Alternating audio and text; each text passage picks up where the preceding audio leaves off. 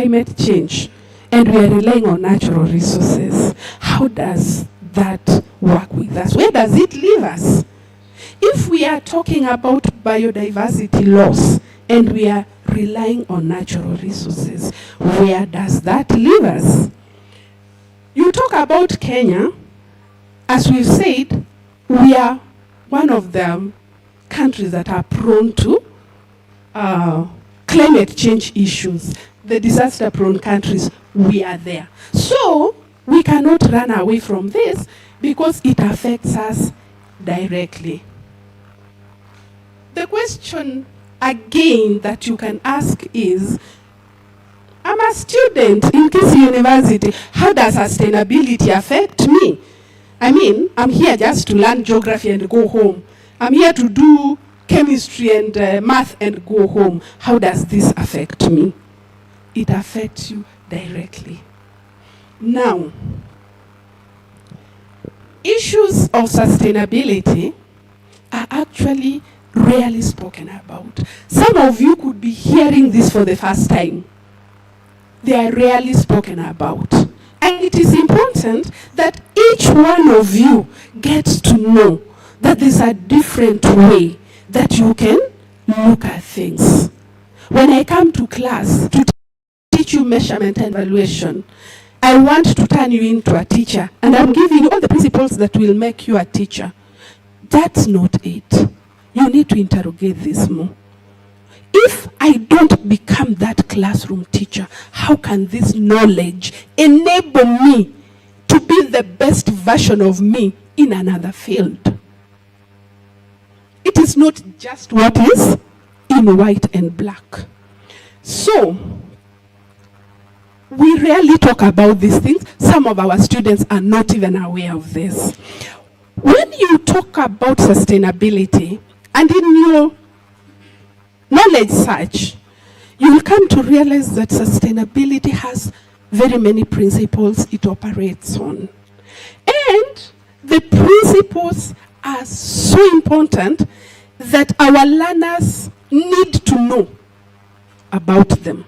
And our learners cannot know about them if us, the educators, don't know about them. We cannot transmit that which we don't have. So each one of us must get to know what are these principles that sustainability operates on, so that when you start thinking about it, at least you have a foundation.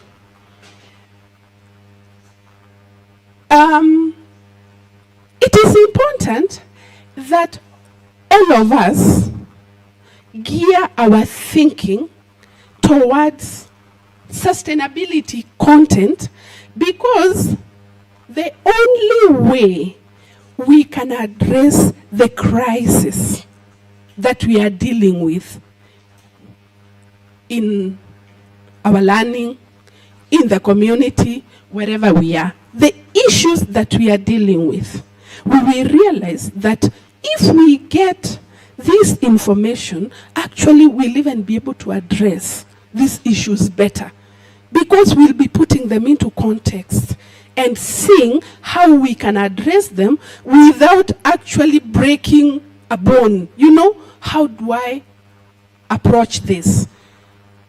From the values that we hold, from the attitudes that we hold, things can change. That's what we are saying here. If that is what we are talking about, what is then the place of learning institutions in bringing this? Kisii University, where we are seated, is a learning institution. How do they come in? Learning institutions are places where this difference can be made. Okay? This is the place where awareness can be raised. But we cannot raise awareness if we are not aware ourselves. So, we need to be aware so that we can raise the awareness. That is what I'm saying. When you look at learning institutions, this is the place where we want to empower our learners so that they can be able to make informed decisions, sustainable decisions. But we cannot empower them if we are not empowered ourselves. In these learning institutions, this is where we have to interrogate the principles of sustainability so that we can transfer the same to the younger generation who are our change agents. By the way, most of us here are old and almost gone, but our life is going to continue through you. So that which is important needs to be given to you so that you can continue with it. That is what we are saying. And when you look at learning institutions, this is the place whereby we need to ask ourselves, that knowledge that I'm giving to my learners, how can they use it practical? How can they put it into practice? How can they use it outside the classroom? Because what comes up is, someone comes to class, they are getting this knowledge. After exams, ask them, by the way, what did you cover in EPSIC 311? They can't even remember the unit title. Because it was about picking the notes, reproducing that for the exam, and off they go. Some of them, even during exams, when they step out of the classroom, you ask them, by the way, which questions were you given? I can't remember. Yani, they have just forgotten as they step out of the door. That kind of knowledge, how does it help anyone? If you can't even remember the unit title, it can't help you outside the classroom.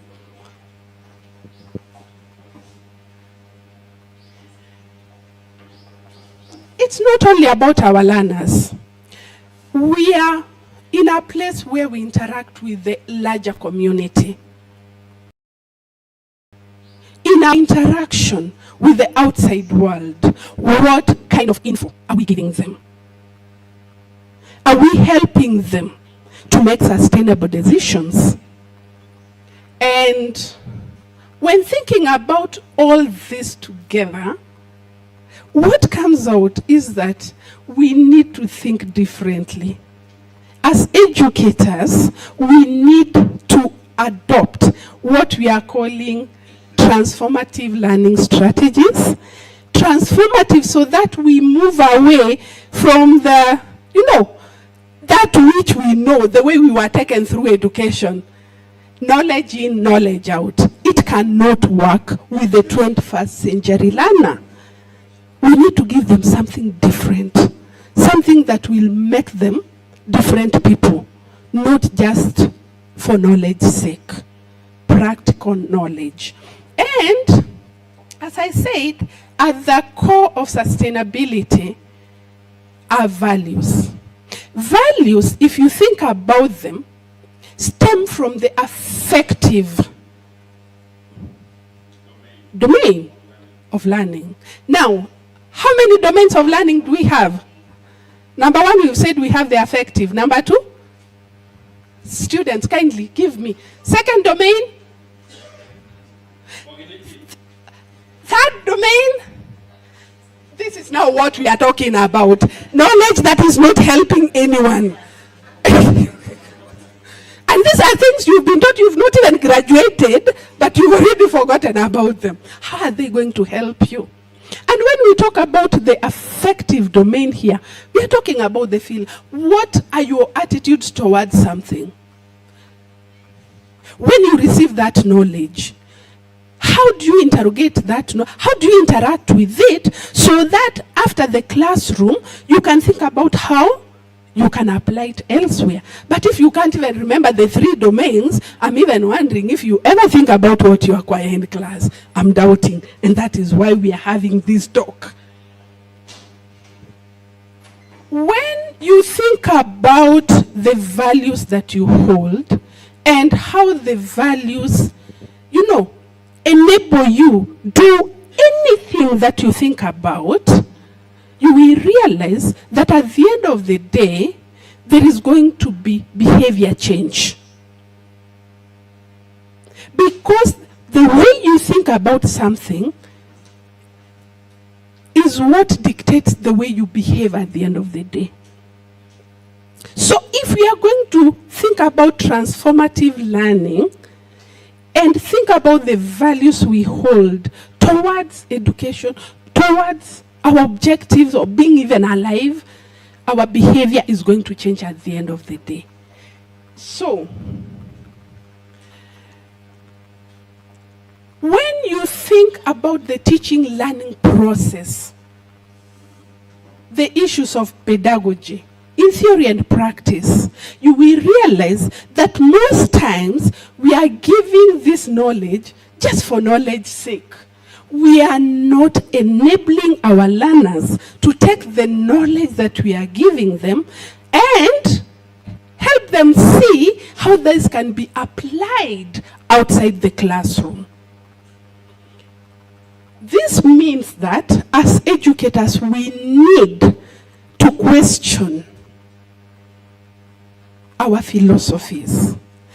And this reminded me, those of us who were in Naivasha for the training, remember, we were told that each teacher must question their philosophy.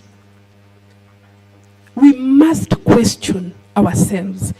Ask ourselves, when we step into that classroom, what exactly do I want for my learner? What difference do I want to see in my learner?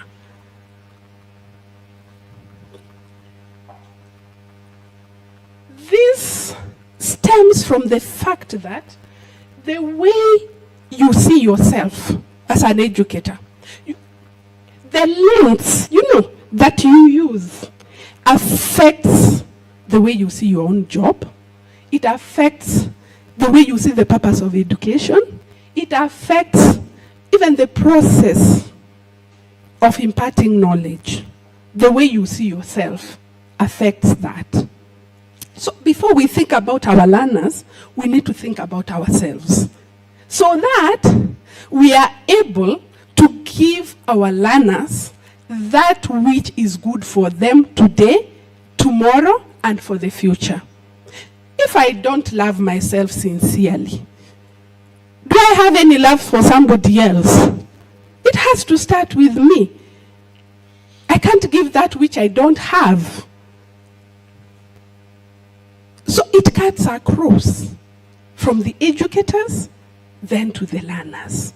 We have to question what our philosophy for our survival and for our learning and teaching is all about. Let me go back. This is in the classroom. Now, if you look at the photo I have used there, it is intentional. It is not just to decorate that slide. I'm looking at my learner as that plant that I want to nurture. And that which you want to nurture, you protect it. Completely. You want to surround it with everything that can make it survive. That is the plant we have in there as educators, and we want them to grow into strong trees. So, for us to do that, it calls for us to be learners before we are able to teach them. Why learners? We've said that issues of sustainability, issues of climate change, and many other issues are emerging issues. Emerging means they keep coming up.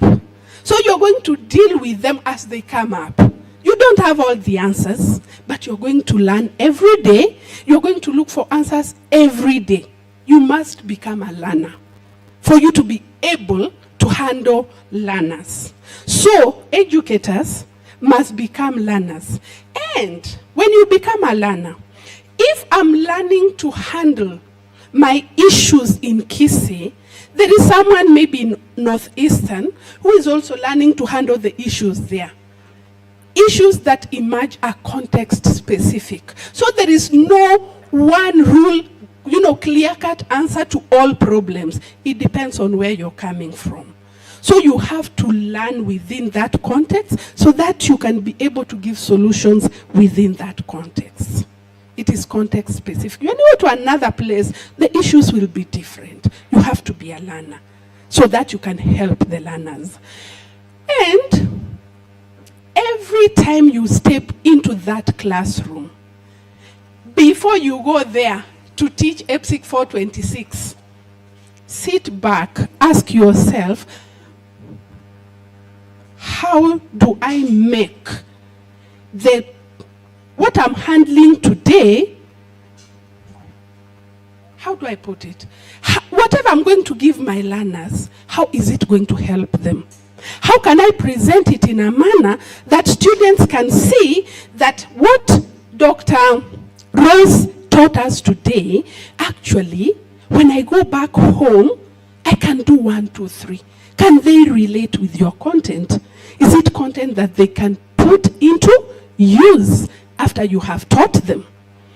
And we need to move away from looking at learners as just learners who've come to receive. These are people who are coming with their own experiences. Some of them have very rich experiences. It is not about us telling them what we think they need to know. We need to move away from that and see them as co-creators of knowledge. Let us get to know what is it that our learners know, so that we fill that gap that we think is left after knowing what they know. That is the only way we can be able to talk with our learners. Otherwise, if you're going to class and telling them, now I'm teaching you EBSIC 311, and this is what it says, from top to bottom, we are not helping them. We need to think differently. And as educators, as instructors, we need, as I've said, to take care of the context. Where am I and what is the need here? What values am I addressing? And what is the goal for what I am doing? If you think about all that, every time you're going to class, even the way you're going to handle your class will be different, because you're putting your heart and thought into that. Now, this can't be done because whatever we are talking about, even as educators, we are not aware of it. So we need to be retrained. We need to be retrained. And if we are being retrained, it is high time we trained the ones we have now, so that as they move out there are people who know it is not about just the black and white content. We need to look at it and ask ourselves, how can this help someone outside the classroom? We need to be retrained on how to incorporate this into our teaching. By the way, it doesn't have to be that you're going to bring sustainability content like as a standalone subject. No. Look at the applicability of your area and incorporate it in your teaching. That is what we say. So we need to transform the teacher education approaches so that there is continuous professional development. Each one of us, from where you stand, you light up the corner where you are. If it is Dr. Stella from the School of Business, they're going to look at that which they offer in the School of Business and ask them, is it just content? How can we use this content to make it more practical for the learners? If you're looking at Dr. Rose from the School of Psychology, you're looking at Dr. Njurei from the School of Education. If each one of us taught along those lines, at the end of the day, our thinking is not going to be different, by the way. Because this knowledge is not like structured in a manner that it is not related. It is only that we are not bringing in that relationship so that students, when they move from one to the other, they are able to see the connection. And this means that it is important we move towards interdisciplinarity. That cooperation between different disciplines is very important. There is no discipline that is standalone that has no connection to the other discipline. But how do we enable our learners see the connection? It has to begin from where we are standing. And at the end of the day, we want to see a difference in everyone, including the community where we come from, everybody. This can only come if we are able to think differently about that which we are offering, make it more practical, so that even when learners go out there, they are able to link what they learned and what they are doing out there. And when you think about having all this coming to the classroom so that we enable our learners to be able to put this context into a practical kind of manner, you will realize that it is not an easy walk. Why? Number one, if you look at the kind of content we have, the content that we give to our learners, sustainability knowledge is so limited. It's not even there. So you are left wondering, how do I even start bringing this into my area? It requires that you're creative. Remember, creativity is one of the 21st century skills. You have to be creative. You have to show the connection. You have to think. In case your students are not thinking, you have to think for them and show them the connection. Now, you might try to bring in this knowledge, but you might be left wondering, how do I even evaluate to see that my learners have gotten something? How do I report? How do I pick issues of success where I can say, at least my students learned something? Those are issues that you have to confront as an educator. You have to think about them. Nobody has the answers for you, because in that area where you are, you have to think about it along those lines.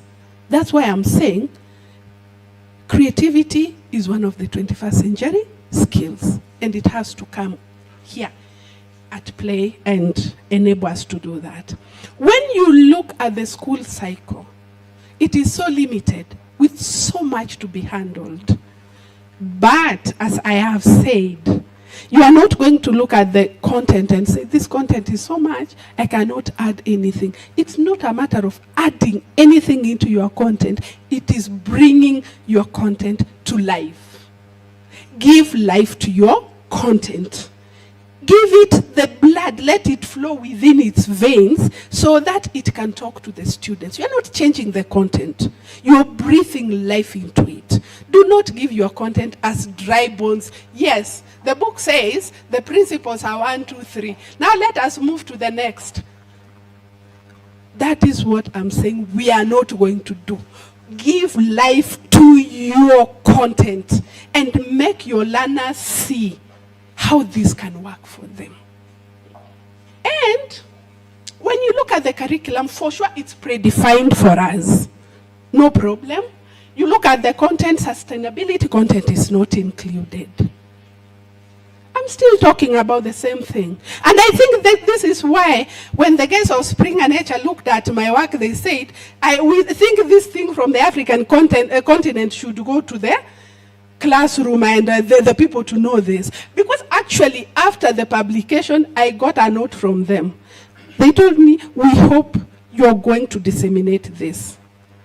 And in this book, as Dr. Stella said, I went through all the authors and I was left laughing because I'm the only one who published from the African continent. I'm like, they must have seen something. So they are thinking, you are not getting the right thing. And that is what I'm saying. We have to give you the right thing. We have to rethink our strategy. It begins with us. So I'm not saying our learners are the problem. We are also part of the problem. Now, what could be the way forward? If you look at the way we teach, I have said that it is not about units in education standing like this, what are these strips called? No relationship. In economics, in business, we have to look for that string that can bring the collaboration.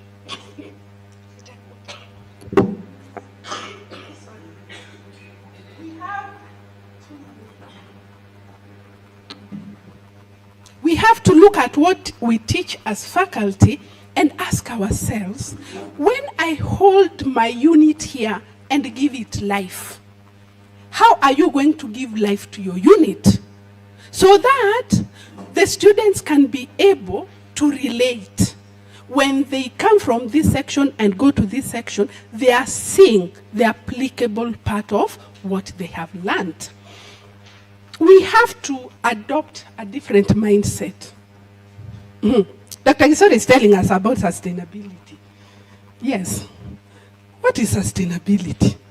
And what does she want us to do with it? We have to adopt a different mindset.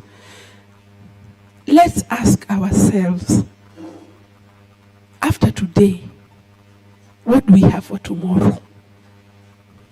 If we ask ourselves that question, then we'll think about things differently. And before working with students, let us ensure that we've developed ourselves so that we are confident enough to guide them in what they should do. And when we are guiding them, let's think about them beyond the classroom.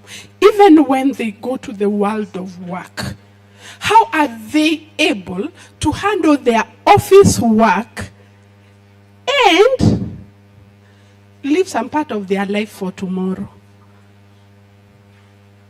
And when they go to that, space of work, is it about work, and there's nowhere else they can apply that which they do in the office?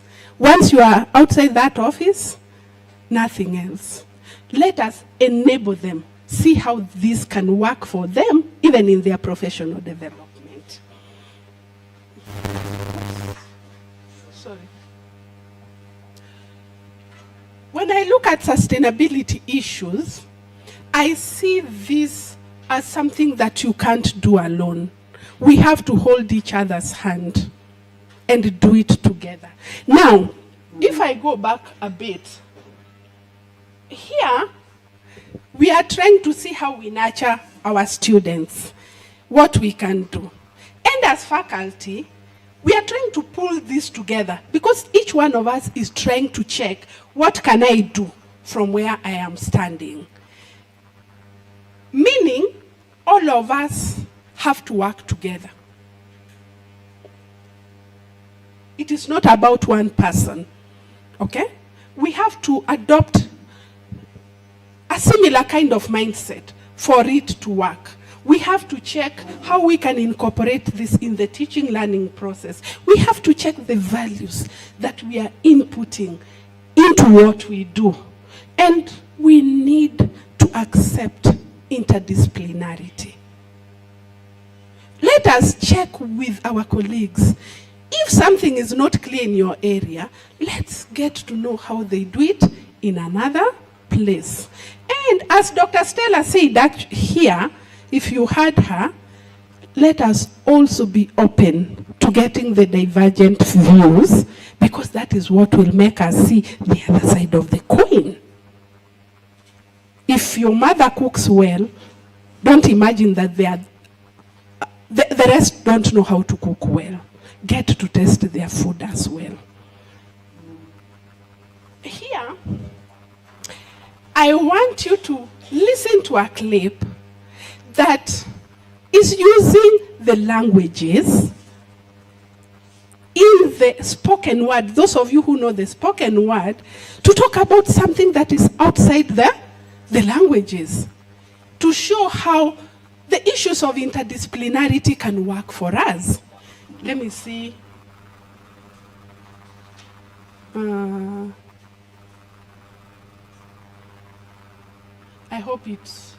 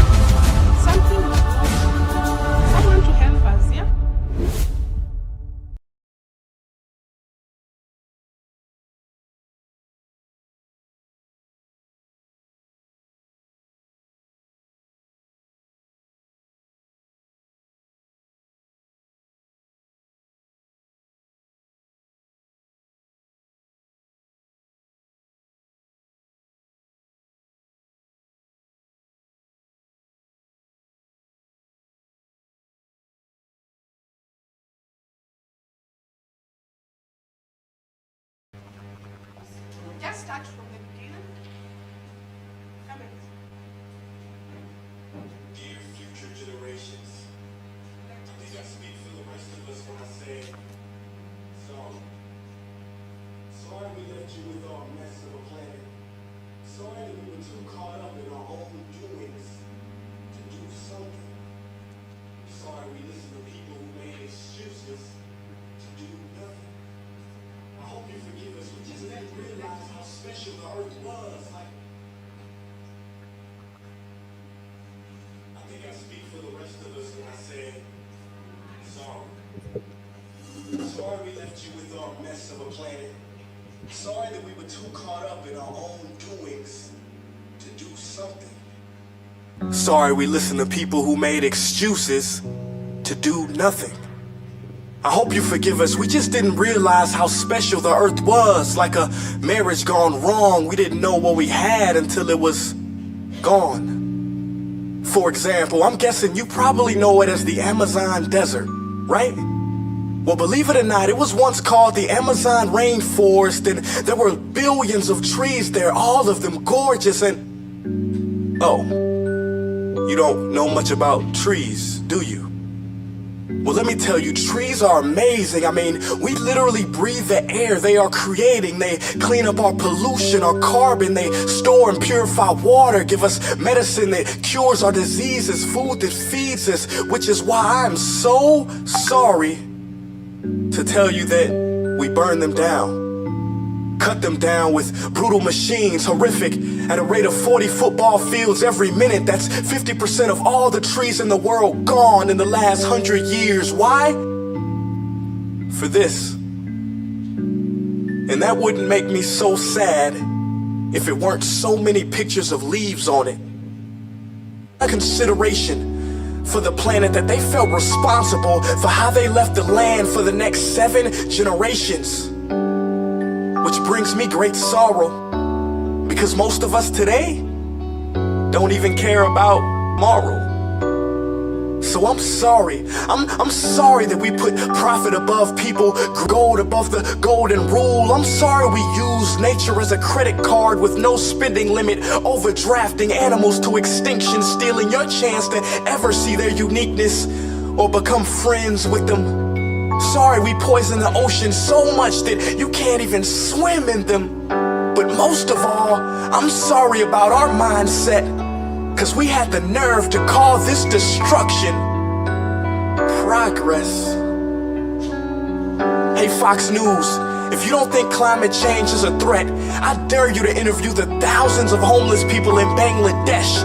See, while you were in your penthouse nestled, their homes were literally washed away beneath their feet in the rising sea levels. And Sarah Palin, you said that you love the smell of fossil fuels.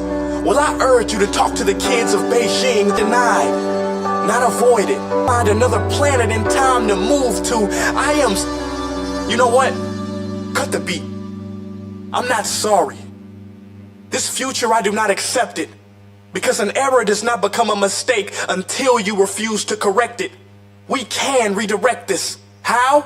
Let me suggest that if a farmer sees a tree that is unhealthy, they don't look at the branches to diagnose it, they look at the root. So like that farmer, we must look at the root and not to the branches of government, not to the politicians run by corporations. We are the root, we are the foundation, this generation. It is up to us to take care of this planet. It is our only home. We must globally warm our hearts and change the climate of our souls and realize that we are not apart from nature, we are a part of nature. And to betray nature is to betray us. To save nature is to save us. Because whatever you're fighting for, racism or poverty, feminism, gay rights, or any type of equality, it won't matter in the least.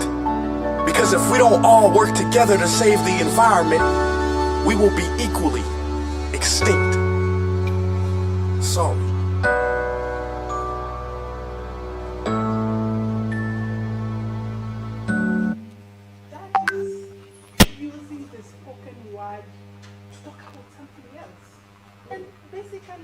Interdisciplinarity. That's what I'm talking about.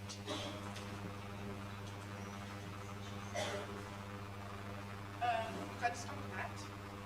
Now, I want to finish by saying this. I'm picking an African proverb to conclude. We don't inherit the earth from our ancestors. We borrow it from our children. Think about what earth we are going to borrow from our children and what we are going to give to our children. And don't take it literally, the earth, mashamba. You know, there is so much that we can think about. Let's nurture that which we have so that it can be good for us and for the future generation. Again, I'm saying, if your vision is for a year, just plant wheat or maize. It will grow, you eat it and forget it. If your vision is for a decade, plant trees. They will mature, you use them and move on. But if your vision is for a lifetime, plant people. Thank you.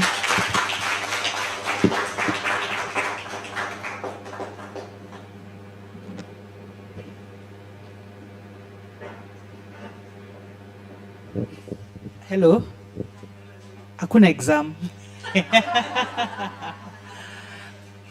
I really want to say that that was so informative.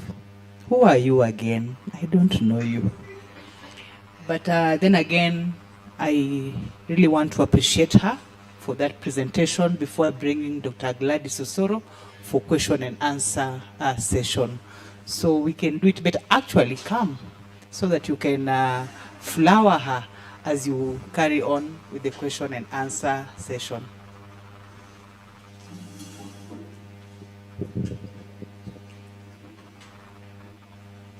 Wow.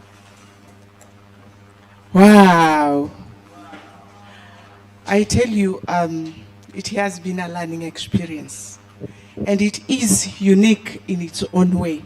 And if we learned from the proverb, the African proverb, that we do not inherit the earth from our ancestors, we borrow it from our children, resonates so well with our topic, sustainability. Relates so well, sustainability. That what we have, we need to use it judiciously, that consciously, deliberately, that we are making it, that it is going to be sustained, that somebody else coming after us will be able to benefit, make it even better, so that the person coming after us will be able to benefit. So what have we done, the elders in the house? It's like we have squandered everything. Dr. Bilha, I might not be able to thank you enough, and for sure, I believe that your paper warranted to be published in that very special for the chosen few. Now, can we warm up our hands to appreciate her? Let's warm up our hands. Warming is like this.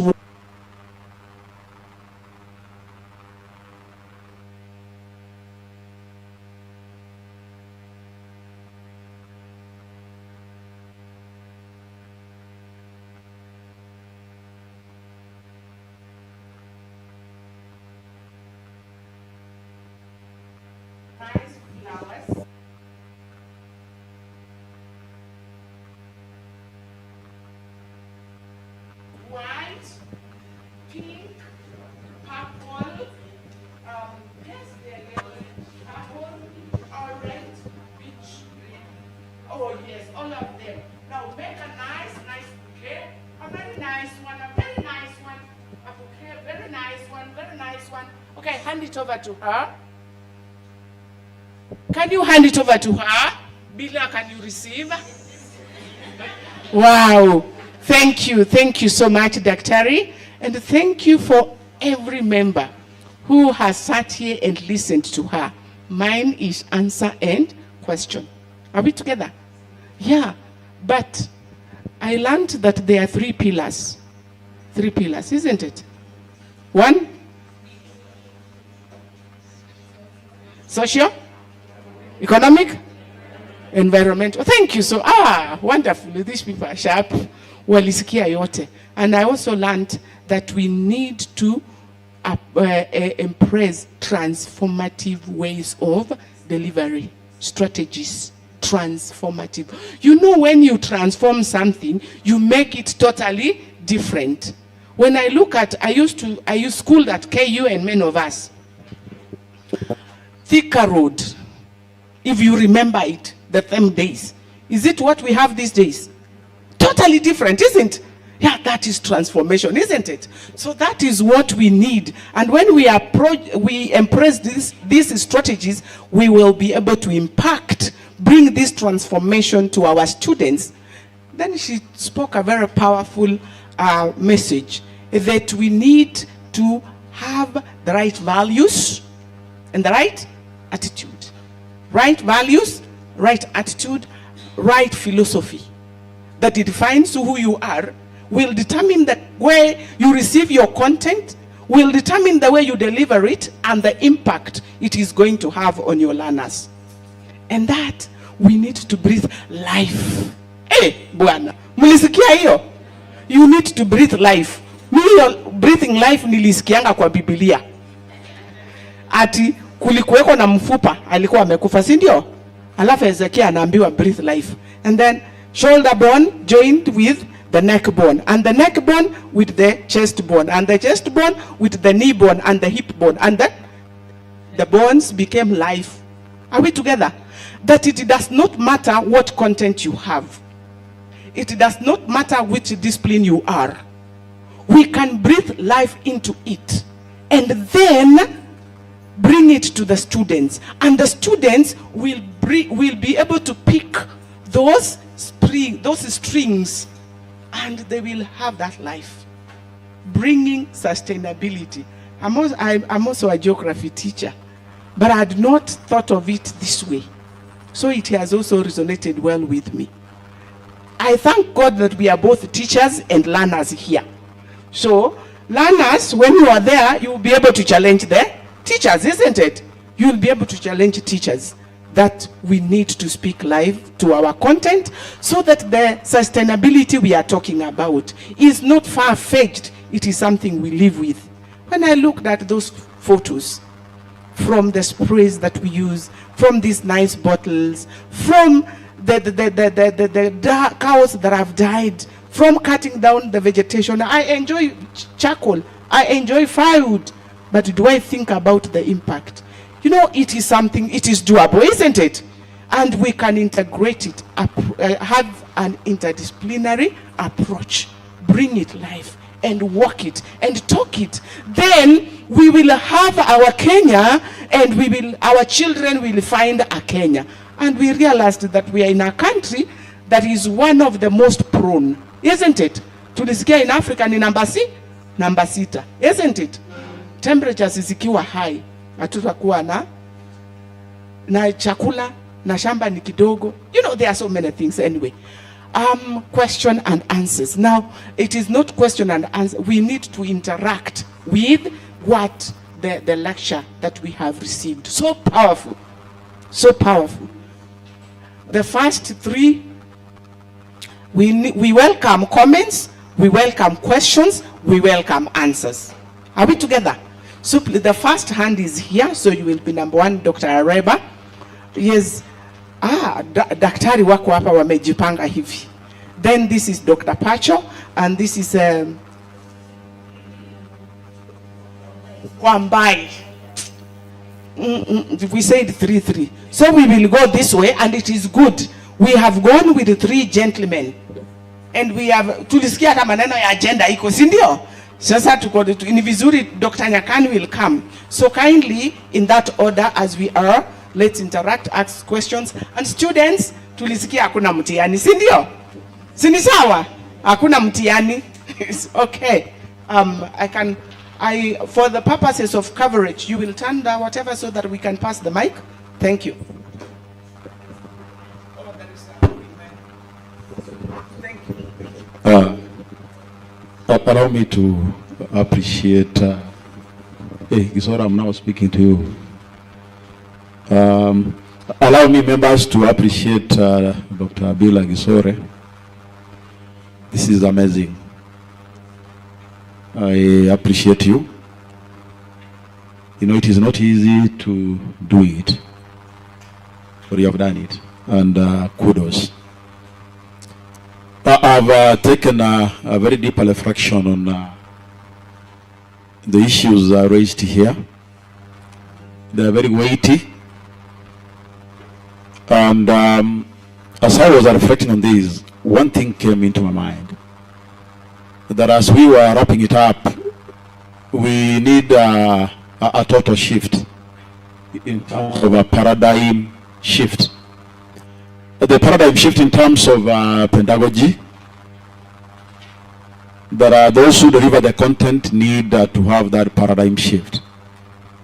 For them to have the paradigm shift, we need retraining. We need retooling. We need to reimagine the content. And I picked up on a note of where we have to perceive our learners as constructors of knowledge and not just as a tabula rasa. Now, what has come to my mind is, with this total paradigm shift, what do we require in terms of the pillar, the economic pillar? There is the economic pillar of sustainability. The economic rigor, I'm focusing on the economic rigor to do this paradigm shift. How much, to what extent do we go in terms of the economic rigor, the resources needed in a nutshell? Because at the end of the day, the question is not that would we have the resources we don't have. If you walk around, even in the Kisii, they will tell you we don't have the resources. You heard from the government, they are banning a number of trips outside the country. That tells you, even nationally, globally, the question is not that we have money, we don't have the money. And the questions of our sustainability will require the economic rigor. So the question is, how do we go about the economic rigor so that we can be able now to achieve our sustainability objectives efficiently and efficaciously? Thank you so much. Thank you very much. So I think the presentation was quite profound. I think it has been summarized. I've got two issues to achieve what we call sustainability. After that, I've got two questions, very simple. One, the first one is, I think I'm about to try to mention it. What are some of those transformative pedagogical approaches we can use practically to enhance sustainability in our curriculum? And then finally, what do you consider as the core skills and competency we need to inculcate into our learners so that they can actually put into practice sustainable actions? Thank you.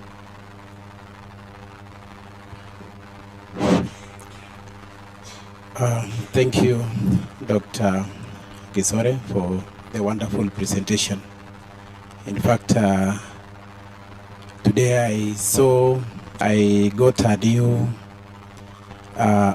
application or meaning of the term sustainability, classroom sustainability. All along, for those of us who are trained teachers, when we talk of classroom sustainability, we are thinking about maintaining class or students, learners, attentiveness in class. Today you've given a fresh one on how we should promote some of the things that go into the future. So thank you for that. That's what I've learned. Now, when you are talking about the pedagogy, something on the lens of the educators, their philosophy of what they should widen that. I just want to add something that is called a concept known as teacher cognition. Now, when we are training teachers as educators or even ourselves, there's need to understand this thing called teacher cognition. What is it? It's about what someone or a teacher does, what that person knows, and what he believes. That is what shapes all of us differently. We can all experience the same scene, but report it differently as a result of this concept known as teacher cognition. So probably you can link that to the concept of pedagogy, and even can inform us the way we train our students or teachers, because eventually they'll come out differently, and we have to appreciate that. Now, you also talked about taxonomy of learning, the domains. There are 3: knowledge, affective, and psychomotor. I was asking myself when you are talking about that, and between or among these 3, which one is more important, which one is more influential when it comes to doing certain things? Yeah, knowledge, as observed by 2 other speakers, about knowing. Psychomotor, skill. But there's, to my understanding, probably I find affective maybe to drive this this public talk you've given us. I think there's the element of we need to invest in ways in the affective domain, so that it influences what we are doing. I think currently, with the technology we have and all that, in my understanding, I think we need to capitalize on the affective domain to influence what we are doing. You've talked also about some approaches, transformative and all that, and I think basically what is coming out is the constructivist approach, which you have mentioned. There is need for us as educators and even students, the people we interact with, that each one of us brings on board knowledge. There are no tabula rasa, as you have mentioned. So I think it's a reawakening spirit, or an appeal that we need to think beyond the traditional mentality or procedures that we always know. Like, we go to class, we know the procedure is you introduce, you present, you conclude. I think there is an overall, there is need to relook at that. And this brings me to a condition known as post-method condition. We should not be slaves to methods that we use in teaching, demonstration, lecture, what and all that. I think we need to wrap up all those and see which one is applicable within the situation or the current group of people we are working with, and then move forward. So that concept of post-method condition is very, very critical. So thank you very much for that. I learned a lot. Thank you. Thank you. I think we will allow her to respond to, I think much of it has been comments, but there are a few issues that she can respond to. Thank you, Doctor. Thank you very much for your comments and insights. In no particular order, I've picked a few questions. When you look at the learning domains, one question is, which one do you think is more important than the others? I think I picked that as a question. I don't think there's a way you can attach weight to this, because all of them work together. They complement each other. Only that, you realize that when it comes to focusing on work, it is not possible that you can cut across. You have to pick a particular path. But all of them are important and they complement each other. That's what I can say. There's a question on the core skills and which one we think is more important than the other. This takes me back to the book we published beginning of this year. If you look at the skills, the competencies that we talked about, by the way, if you're told to write them down in terms of priority, you might not be able to pick which is the most important and which is the least important. Just like the learning domains, the core skills also complement each other. in the same manner. So, if you ask me to say which one is most important, especially to this, that will be difficult because let me give an example of creativity, right? It's one of the things that we need. If you look at critical thinking, we equally need it. There is none that you're going to say we don't need this. And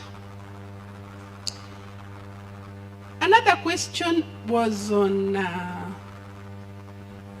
the economic rigor, the economic aspect. I said there are three areas: social, economic, and environmental. So we are wondering about the economic, right? And let me come back to you, Dr. Reba, once more. What was the question?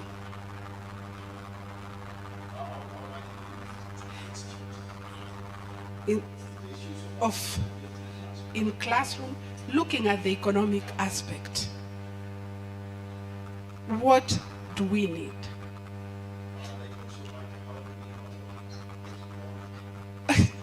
Now, that is why I wanted you to repeat the question. Because, number one, we are saying we don't have, yet we need it. So the question is, how are we going to go about it? Yes, let me give this to our dean, at least to say something. Yeah, thank you. In implementing, some of these transformative strategies, resources are required. But it's also important to note that we don't always need a lot of resources for us to do this. I want to give examples of, like now, just prudent use of resources, the materials and the resources that we have.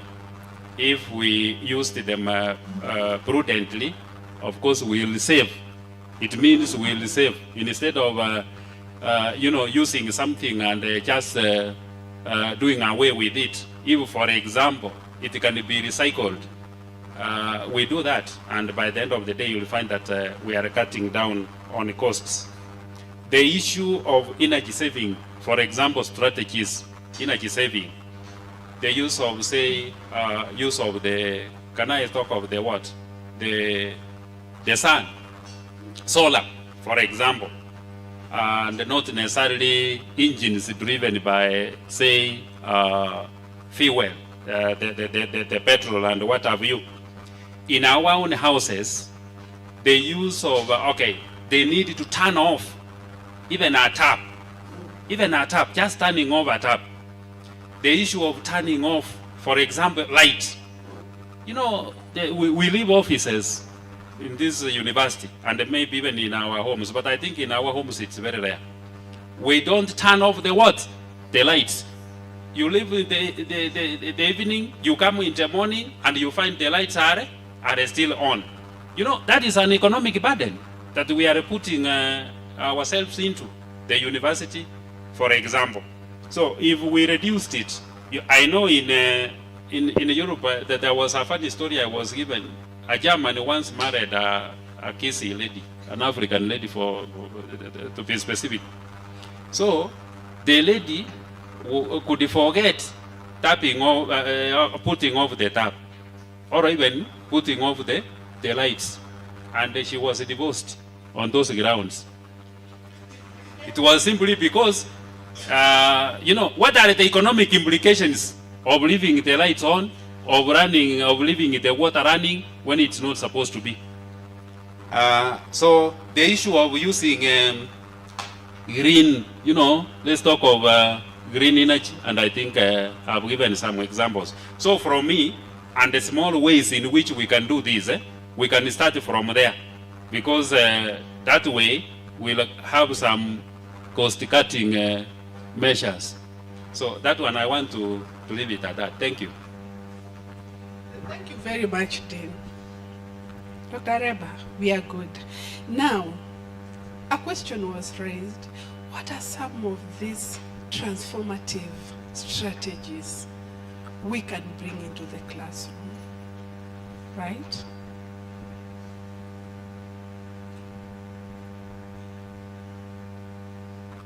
Now, you want me to turn this into a classroom? All right. Yeah, thank you. The transformative pedagogies. Yes, I know. I wish Dr. Pacho was around. I wish he was here. I know there is something he likes so much, which is called service learning.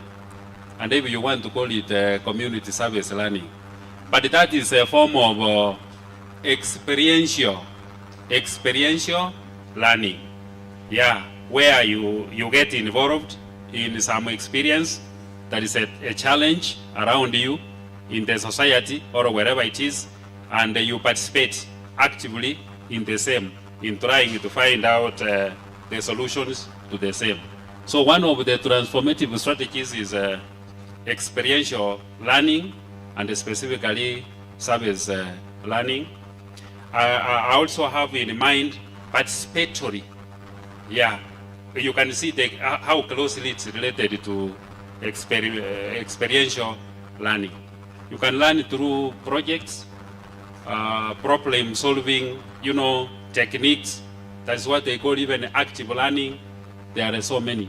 So those are the examples of transformative strategies that can be used. Okay. We could at least have also the peer learning, peer teaching, where we ask our students to be in groups, we give them a task, we ask them to do something about it, they report, and we add some inputs. I think this is the way we are going. I think Dr. Pichoka has added to what I was saying. In the book which we published, I've done cooperative learning, which is the same as a collaborative learning. There are, we were saying that we want to make them to be constructors of knowledge. For them to be able to construct knowledge and not just to give them, we need to ensure that they work collaboratively as teams, where they're able now to give us back what we need. Thank you. It's another strategy of transformative teaching, learning. Thank you. I would add that we have the learner-centered pedagogies. That in this case, in most cases, we've been dealing with the teacher-centered pedagogies. And we need to move to the learner-centered pedagogy. The other one is innovative pedagogy, whereby we involve our learners as innovators. The other one being experimental, so that we expose them to doing experiments by themselves so that they explore and come up with some results. The other one could be the action-oriented research, because once you do an action-oriented research, you're going to be using those results within the context of the same people you've been researching on, so that as to inform your strategies of teaching. Thank you. This is a discussion that we can have the whole day. And what I have touched on is so little, such that if you had, a view into what this takes, it is something that we can talk about through the year. My, can I say, request is that each one of us, wherever we are, whatever we do, let us put it at the back of our mind that sustainability is an issue, and whatever we do, let us think about it sustainably. Thank you very much. Oh, before I say thank you very much, Dr. Nyakan wants to... Oh, okay. Students have not said anything. Yes, we are coming. Yes. Thank you, Dr. Gesore, for your very powerful and very informative presentation. Mine is not a question per se, but I just want to make a comment or observation. Assuming that all these we are saying here, we practice them. The learners, we do all that it takes. They are informed. I'm just wondering how we sit. How do we sit with our legal and policy issues? Because that is where the problem starts. How effective are they? Why am I saying so? Because that might open another area, gray area for paper presentation. You might find that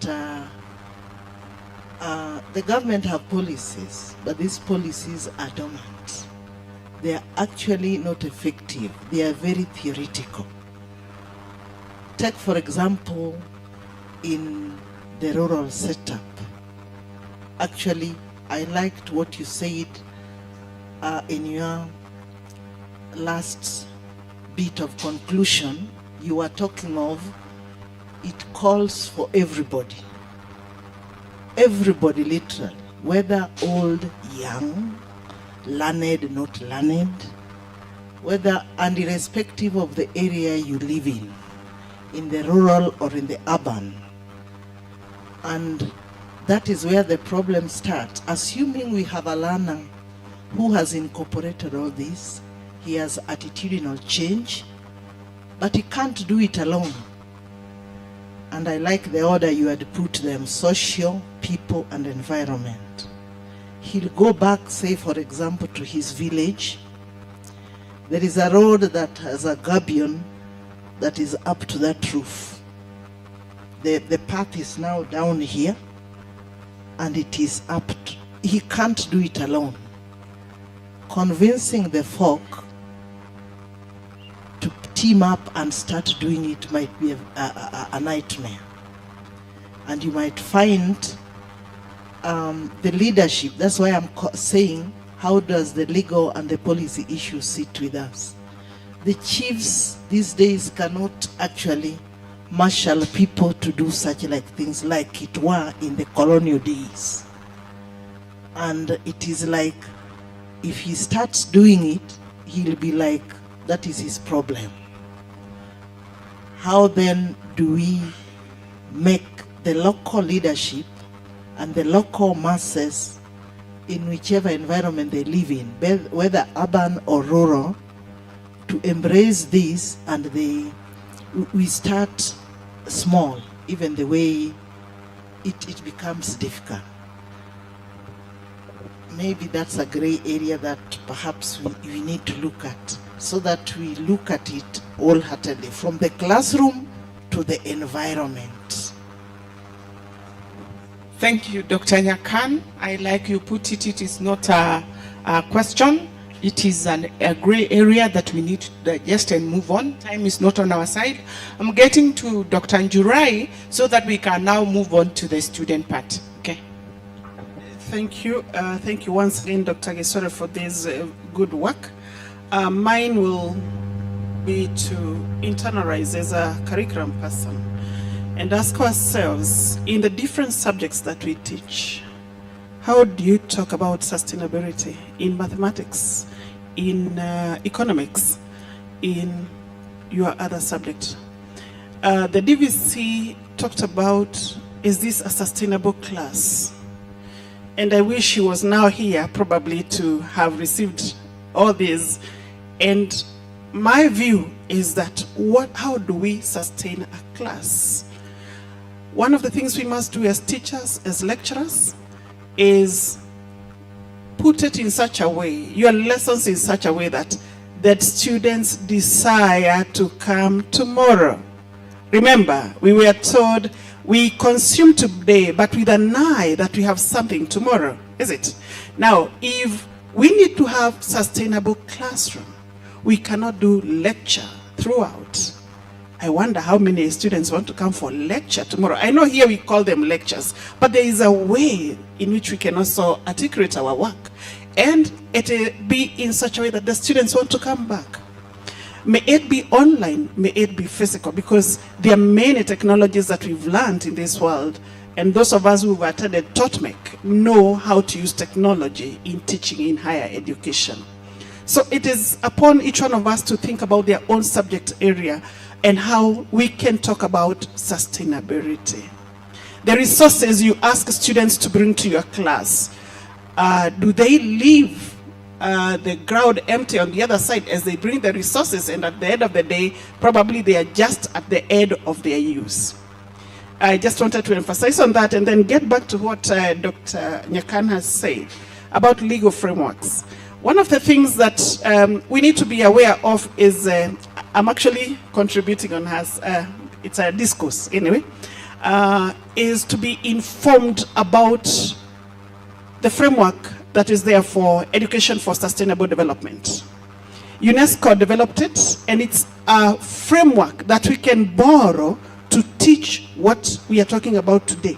May it be matters of climate, may it be matters of sustainability, they are all round. If you get across the framework for ESD, that will really be informative. Again, to say that Kenya is signatory to a number of conventions, and one of them being on ESD, then this tells us that probably what Dr. Nyakan is raising is within our own context of Kenya. Tumejifungia, tusisomeshe wale wengine. So it's really upon our own local context to address some of these issues, to unlock the path to teaching, because the framework is very clear and very nice. Thank you so much. Thank you for those wonderful remarks and comments that we are to take personal responsibility and pick it up as individuals in our own areas of expertise. Now, our dear students, there is no exam. What can you say to the lecture that we have had today? By show of a hand, 2 or 3. Yes, there is one. Any other? 2? Oh, 3. Thank you. Gender is an issue here. There was a roving mic. Do we still have it? Kindly somebody to pass it.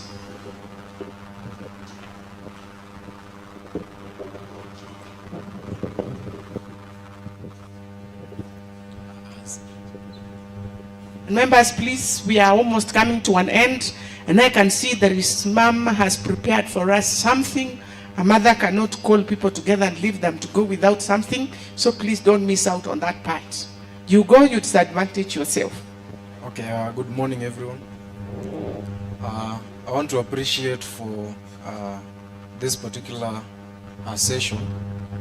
It's a very important one, and I've had discussions with some of the senior members outside, and they're always telling me to think about sustainability. So I was wondering, academics and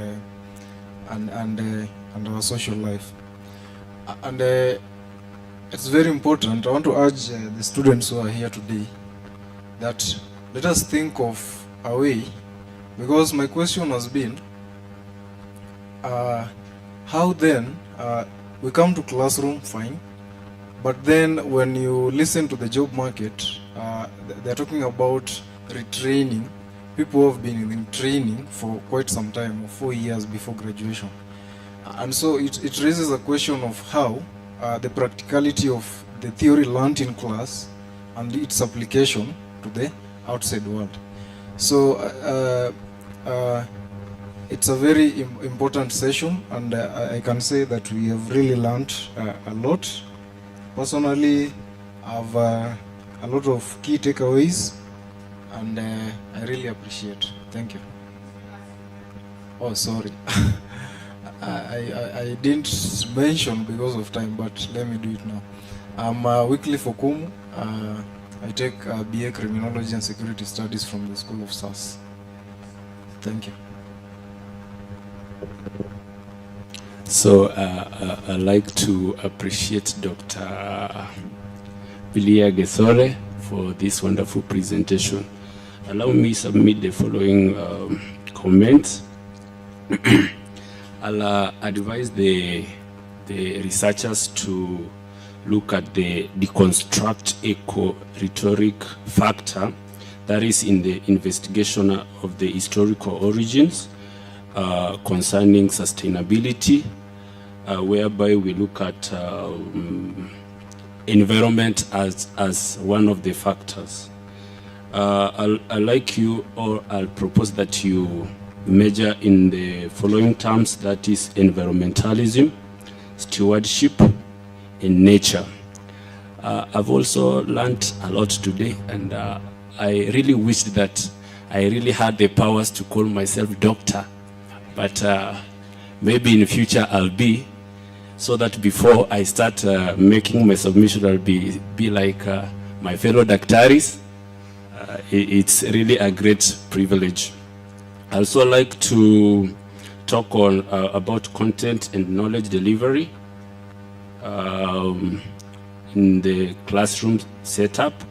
How do we bring content and knowledge in classroom without overburdening yourselves as lecturers, the students, and the classroom environment? It's also a very important matter to look into, so that it can help us as students. Thank you so much. My name is Anthony Marucha Moranga. I'm a student of education, a 4th year student. Thank you so much.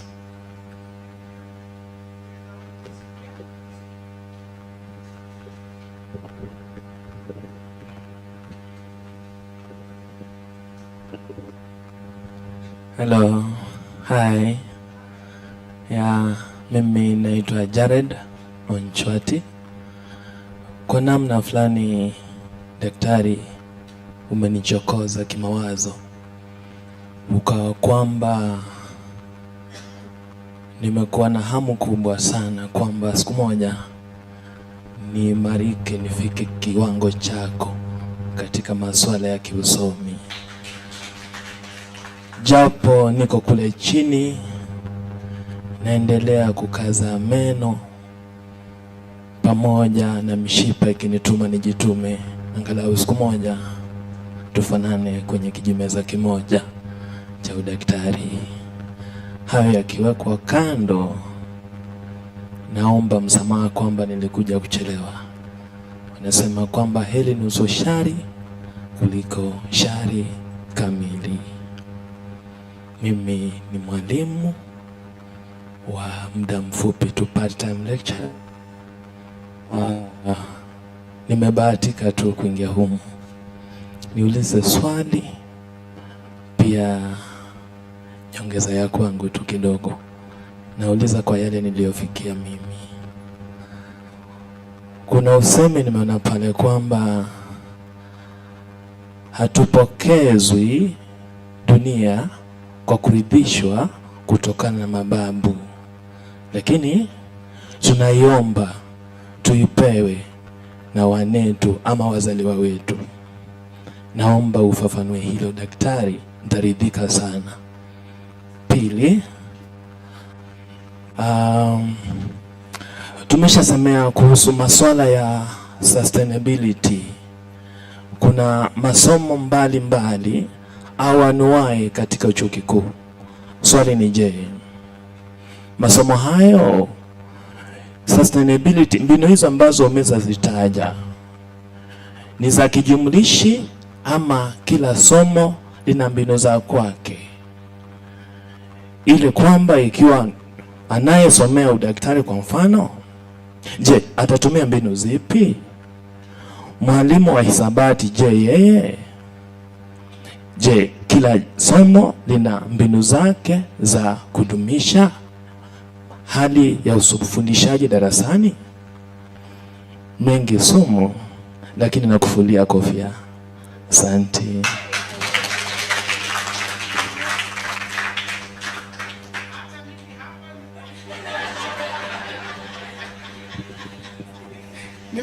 Nimeshika zero. Daktari, na pokea hiki kipasa sauti. Utaniruhusu nisiende njia hiyo. Let me tell you, Kiswahili is one of the, those things that emerge, they change every day. it's one of the things that keep changing. And the Kiswahili today will not be the Kiswahili tomorrow. I'm a trained Kiswahili geography teacher, but I'm at a point where my Kiswahili and the Kiswahili currently are not meeting anywhere. Now, let me start with the proverb of not inheriting the earth from our ancestors, but borrowing it from our children. Let me ask you a question. Put yourself in my mother's docket, where she is at now. I'm her fourth born, we are 6 of us. So you can imagine her age, right? Where she's seated or where she's standing. Who is responsible for her living? Who is responsible for that? That answers that question. When you look at the different disciplines, I said that when you look at sustainability, it is context specific, right? So if you are in this discipline, you're going to look at the best way to incorporate it. I look at the best way to incorporate it, but we should be reading from the same script. That is what matters. Thank you. Thank you so much. I think we are coming to the close of it. Thank you for the other students who have given us areas which we need to look into so that we can open up this area of sustainability and have a wide approach to it. And that is why we really appreciate Dr. Bilha for having opened this. And you know, once you sit like this, your mind is anakuchokoza, alisema amechokorwa, si ndio? Amechokozwa. Anakuchokoza. So tumechokozwa, and we are going to also pick another area, do research on it so that we can add into what she has already given us. I want at this point in time to request Dr. Ross Otieno to come up front and give us the vote of thanks. But before, as she comes, I realized we have Dr. Pastor Clifford. Kindly, can you stand and...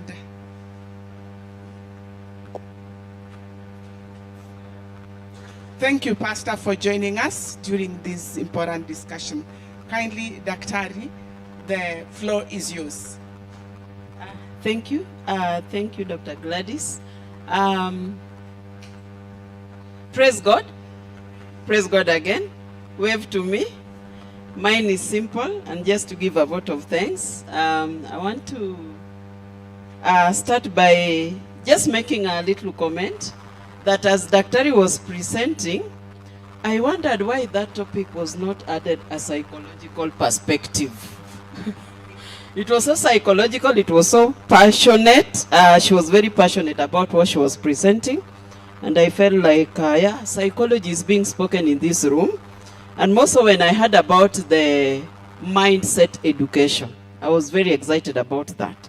Because I know we can come up with very good policies on management of our environment, sustainability. But if we don't put this in our mind and make this sustainability be part and parcel of us, like we own it, then the government will give us policies, but we will always keep them in the shelves. And that also applies to the publications that we do. If you're not passionate about what we talk about and have a mindset education, then we can't make a difference on planet Earth. So mine is just to give a vote of thanks. I want to thank all of you, those who have participated this morning in terms of attendance. We really appreciate you as the organizers of this. May God bless you. I also want to sincerely pass my gratitude to the Office of the Registrar, Research, Extension, Innovation, Resource Mobilization. I felt like saying the Office of Registrar et al. You have such a long name. Thank you so much for organizing for this public lecture led by Dr. Kenanda and more so Lillian, who is normally hands-on. She's a very hands-on lady when you're working with her. Thank you so much for organizing this occasion and making it a reality. Without you, this would not be a success. I want to appreciate the service providers, all those who are here to support this lecture. We have water that is branded, and I believe you have enjoyed that water. I think it had a unique taste. Did you get the taste? Yeah, and even the bottles and the person there just looked beautiful. It gave it a new taste.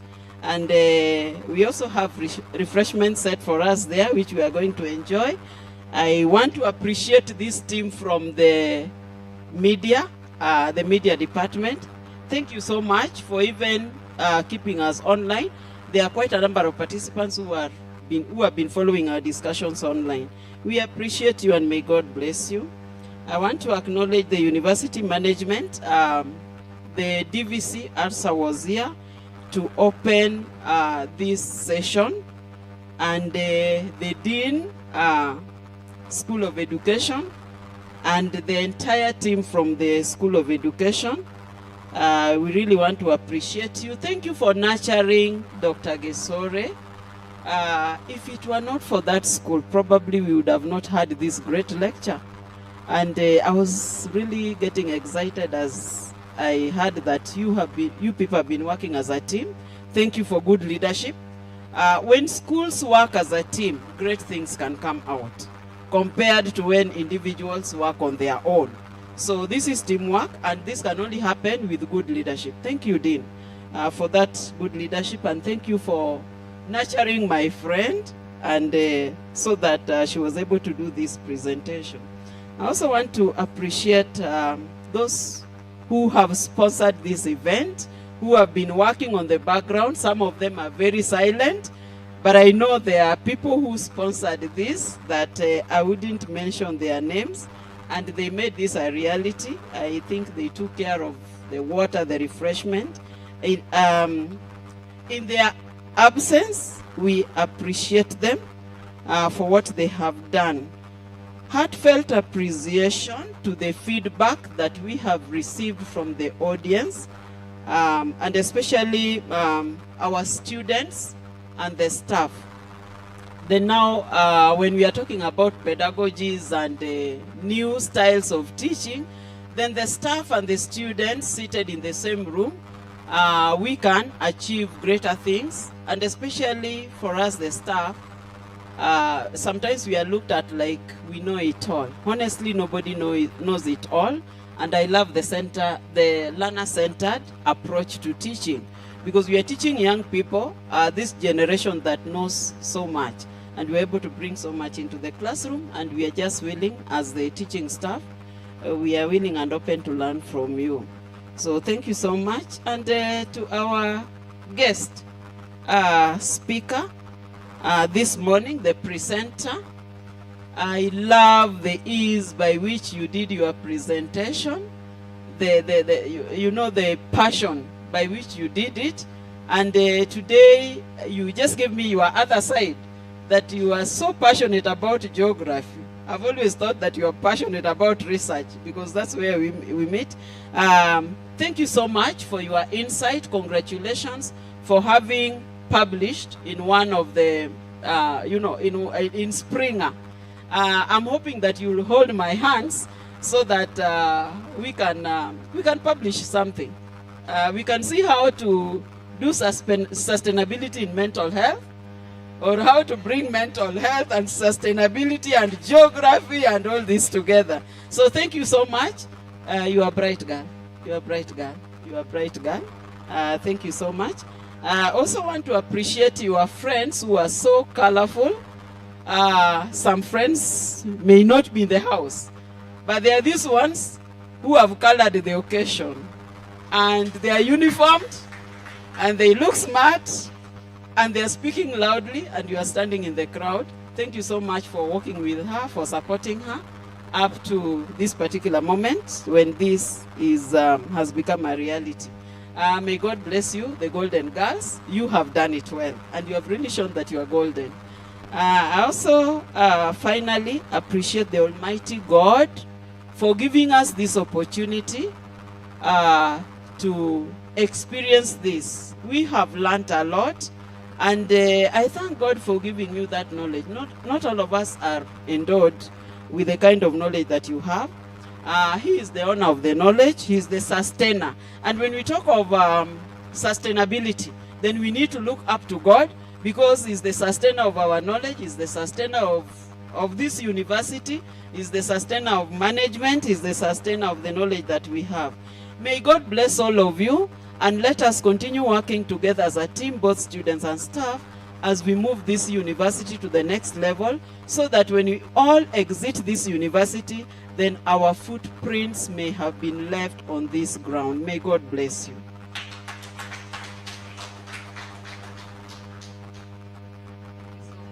Dr. Rose, in the spirit of sustainability, we'll make sure that we do a practical. And so I want to ask Pastor Clifford, please come and lead us in a closing prayer. And after that, we will, I like what the students are saying, that one day, the only problem is that when you become a doctor, daktari will be a senior professor. Atakuwa amesonga. So, but we want to see you doctors very soon. So we'll allow our staff to sustain themselves, because their sugars get lower faster. Before then, you can also sustain yourself. Amen. So, Pastor, we want to practically sustain ourselves. So even as you lead us in a closing prayer, remember to also thank God for what we want to use to sustain ourselves.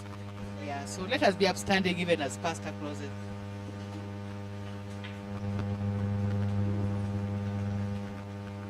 Let us pray.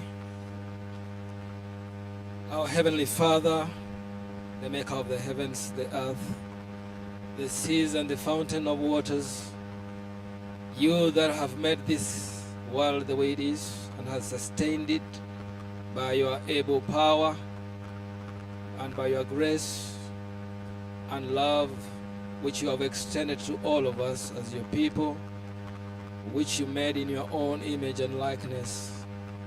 We want to thank you very much for this day that you made.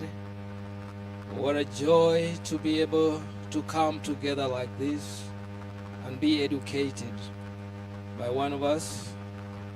Thank you, Lord, for this subject that she has been able to bring out before us, sustainability, how we can be able to contextualize it in our various fields, disciplines, how we pray, our God and our Father, that the skills and the abilities that you have endowed to each one of us as gifts will be used indeed to be able to be sustainable in this environment, in this world.